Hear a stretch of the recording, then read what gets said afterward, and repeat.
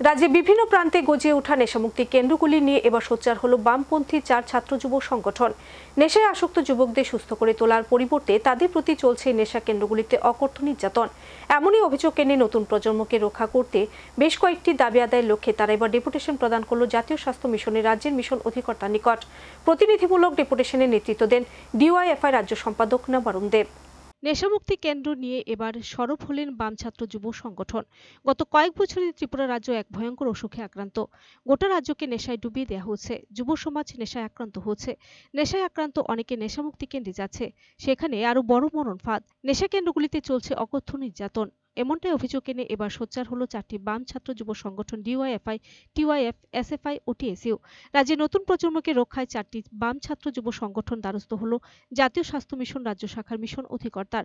সোমবার 4টি সংগঠনের রাজ্য কেন্দ্রীয় নেতৃত্ব মিশন অধিকর্তার সাথে মিলিত হয়ে তাদের বিভিন্ন দাবি সনদ সম্বলিত স্মারকলিপি তুলে দেন, যার নেতৃত্ব দেন ডিওয়াইএফআই রাজ্য সম্পাদক নবারুণ দেব। প্রতিনিধিমূলক ডেপুটেশনে ছাত্র যুব নেতৃত্ব মিশন অধিকর্তার কাছে স্মারকলিপি তুলে দিয়ে দাবিগুলির যৌক্তিকতা মেনে প্রয়োজনীয় ব্যবস্থা গ্রহণ করার আহ্বান জানান। এদিনের এই ডেপুটেশন প্রসঙ্গে ডিওয়াইএফআই রাজ্য সম্পাদক শ্রীদেব বলেন, গোটা রাজ্যকে নেশায় ভাসিয়ে দেওয়া হচ্ছে। সরকারি দেওয়া লাইসেন্স প্রতিদিন বাড়ছে দেশি বিলিতি মদের দোকানের সংখ্যা। রাজ্যের প্রতিটি গলিতে নানা ধরনের নেশা সামগ্রী বিক্রি চলছে রমরমিয়ে। এমনকি স্কুলগুলির সামনে নানা ধরনের নেশা সামগ্রী বিক্রি হচ্ছে। কম বয়সী ছেলে মেয়েরাও তাতে আক্রান্ত হচ্ছে। পরিবার সমাজ ধ্বংস হয়ে যাচ্ছে।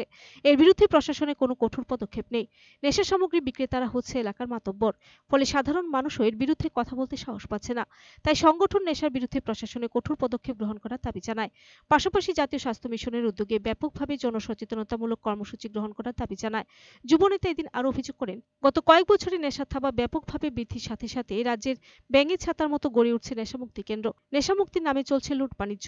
নেশামুক্তির জন্য আসা আক্রান্তের পরিবারের কাছ থেকে নানা কায়দায় আদায় করা হচ্ছে বিশাল পরিমাণ টাকা। নেশামুক্তি কেন্দ্রগুলিতে সরকারি নিয়ম অনুসারে যে সকল পরিষেবা থাকার কথা তার কোনো কিছুই নেই, বরং তার উল্টো চলে অকথ্য মানসিক ও শারীরিক নির্যাতন। ইতিমধ্যে নেশামুক্তি কেন্দ্রে চিকিৎসাধীন অনেকের অকথ্য মানসিক ও শারীরিক আক্রমণের শিকার হয়ে মৃত্যু হয়েছে। সব মিলিয়ে নেশামুক্তি কেন্দ্রগুলি মানুষের অসহায়তার সুযোগে লুট ও নির্যাতনের কেন্দ্রে পরিণত হয়েছে। এই সম্পর্কে সংগঠনের দাবি, প্রতিটি নেশামুক্তি কেন্দ্র কঠোরভাবে প্রশাসনের নজরদারিতে রাখতে হবে এবং উচ্চ আধিকারিকের টিম প্রতি সপ্তাহে আকস্মিক পর্যবেক্ষণ করতে হবে।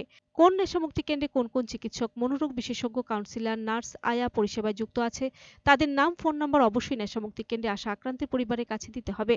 নেশামুক্তি কেন্দ্রে কোন কোন বিষয়ে কি কি চার্জ তার তালিকা প্রশাসনের নজরে রাখতে হবে। কেন্দ্রীয় সরকারের ministry of social justice and এম্পাওয়ারমেন্টের থেকে প্রয়োজনীয় ছাড়পত্র নিয়ে integrated rehabilitation centre for addict বা উপযুক্ত নেশামুক্তি কেন্দ্র ত্রিপুরায় কয়টি আছে তার তালিকা সরকারিভাবে প্রকাশ করতে হবে। একটা ইস্যু আমরা দেখছি গত কয়েক বছরে, 5-6 বছরে গোটা রাজ্যটাকে পরিকল্পিতভাবে নেশায় ভাসিয়ে দেওয়া হচ্ছে এবং যার ফলে আমাদের রাজ্যের যুব সমাজ, নতুন প্রজন্ম তাদেরকে অন্ধকারের দিকে ধাবিয়ে দিচ্ছে এবং একটা সমাজ, একটা পরিবার প্রতিদিন আক্রান্ত হচ্ছেন, ধ্বংস হচ্ছেন। নীরব প্রশাসন, কোনো ব্যবস্থা নেই। লোক দেখানো, কিছুদিন পর পর কিছু নেশার আটক দেখাচ্ছেন। 2018 সালে ঘোষণা হয়েছিল নেশা মুক্তি কেন্দ্র, এখন বলছেন গোটা ভারতবর্ষের করিডোর, গোটা ভারতবর্ষের নেশা কেন্দ্র হচ্ছেন ত্রিপুরা।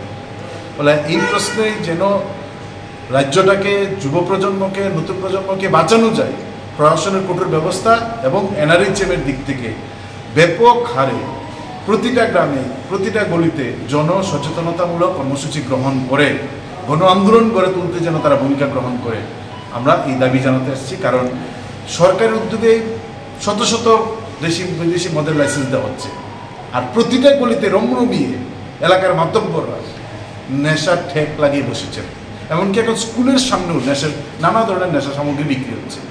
ফলে এই ক্ষেত্রে মানুষ কথা বলতে ভয় পাচ্ছেন, কারণ এলাকার যারা মাতব্বর তারা হচ্ছেন এই ঠেক পরিচালনা করছে।